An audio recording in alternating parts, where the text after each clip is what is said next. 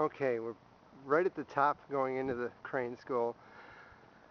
And this is Bishop Hall, this part actually. The other half was called Shooty Hall.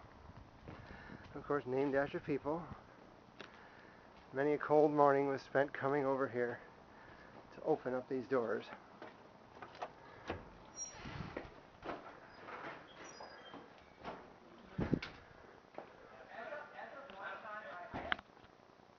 Here I'm inside the door, coming over here to one of the large rehearsal rooms, C107. This was where I had symphonic band, and it was fall of my junior year where I won the student conductor contest and conducted a piece in that fall's symphonic band concert. The William Byrd Suite was the one I did. Spent a number of hours sitting in band, and as this got the CYM Crane Youth Music Camp people are here, so that's why all the stuff is here. Large room. This one right next to it was another one of the large rooms. I think we had trombone ensemble in here, at least some of the time. That always moved. That was never in the same room every semester. But you can see how spacey these rooms are for any ensemble, be it a chorus, be it a band, orchestra, wind ensemble, jazz. We're heading down one of the main sides here. Crane is split in two. This is the middle of the elevator and the stairs. And then you have another hallway on this side. And a lot of times in the morning, most people went down this side first.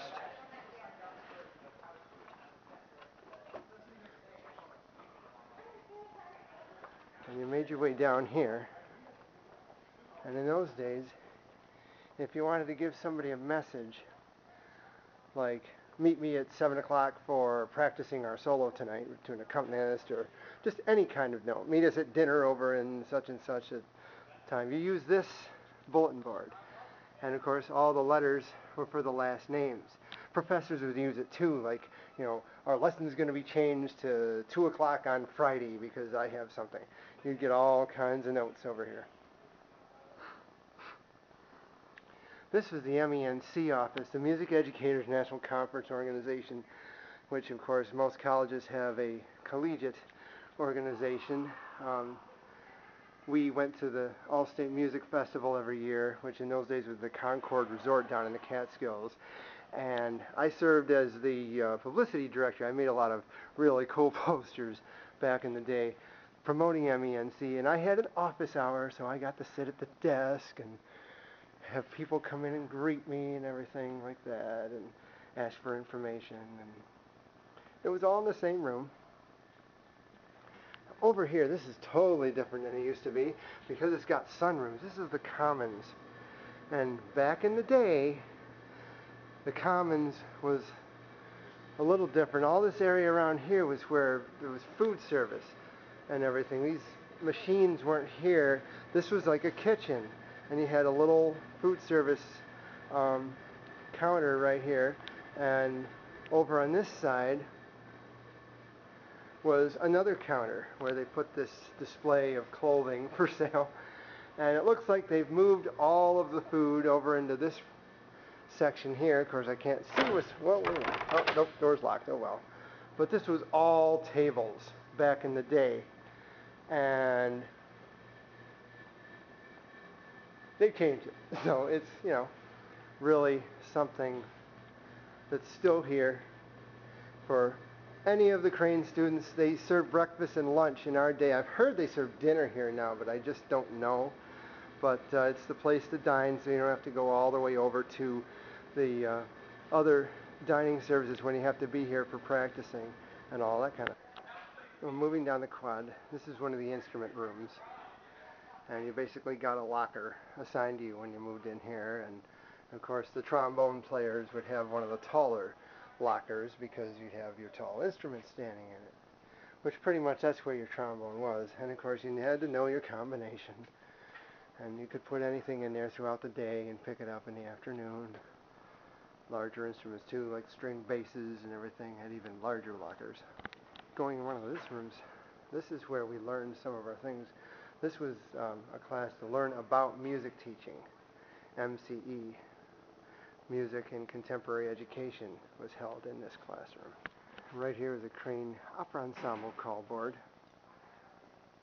with different things going on. Looks like they recently did Albert Herring by Benjamin Britten. I played in the pit band for the Mikado by Gilbert and Sullivan, and also joined the Opera Guild, which put on all kinds of promotion of opera and the interest of it. Their office was over in this building back then. This is the stage of the Snell Music Theater, and this is the side of the stage. So that night in '89, when I was guest conductor of the symphonic band, this is where I waited, and then I walked out here in a straight line just like this, and this is of course what you saw, all the seats and everything. This is where a lot of our concerts were. The other hall I'm going to show you, Hosmer, was for the big choral concerts and the orchestra, but most of the smaller groups and even the bands were on stage here in Snell, and even the trombone ensemble back then. We're playing in Hosmer tonight, the other hall as well, as far as the trombone alumni thing goes. Now we're back in Schutte Hall, and down in this area, of course, these are mainly the practice rooms. This room here was kind of a small rehearsal space in a pinch. I remember Dr. Hartman didn't like this room because it was very dead as far as sound, so we hardly ever did much in here, but had to if there was nowhere else to go. And this office right here, back in the day, was Hartman's office, where I took my lessons once a week, and he had a full schedule and everything. And most of the time I practiced right around here. This is your typical Crane practice room. Of course, the doors were very heavy to shut out as much sound as possible. You had your mirror, hello, and your upright piano. Some of the ones had grand pianos too, but those were for sign out for the piano majors. You had your chair and maybe a more band-like chair. There's no stand in here right now because I think a lot of them are on stage for the CYM concert that's going on right now. I won't be able to show you Hosmer Hall because CYM's having their finale concert of the youth music camp. But they were just a little square space just to practice your stuff, your voice or your instrument. Here's one that did have a grand, or does, excuse me, have a grand piano. And anybody could go into a grand piano room, but if a piano person had it signed out, there would be a thing on the door, which I'm sure when the semesters come around, that would have the sign out times. If they were signed out, they got first priority. But if you were at a time where it wasn't signed out, you could use it anyways. In this area here is the loading dock, which I know is not very attractive, but if you were here late hours, you went out this door in the back, and you weren't locked in the joint, you know what I'm saying? Because it closed at 11. And this is Hartman's office now, kind of along this back section that goes down out the other way. And you can see how it goes across and everything. Heading upstairs, up the middle, same door. This is the Crane Library, which, well, it's not open. Oh well. And this is where, of course, you did a lot of listening for listening tests, because we would have listening tests where they would play an excerpt of something and you had to identify what it was, which was not too hard for the classical era. Romantic era got a little tough because you'd have to say, okay, they'd put the needle down right in the middle of a Rachmaninoff something or other, or Mahler or something, so it was quite tricky for that. Not too bad for the ancient, and of course the contemporary was a little more noticeable as to what it was. But Crane Library was also, we did a lot of research as well. Now I'm out in the courtyard area, which is actually on the top of where I just was, the roof of it all. And that's the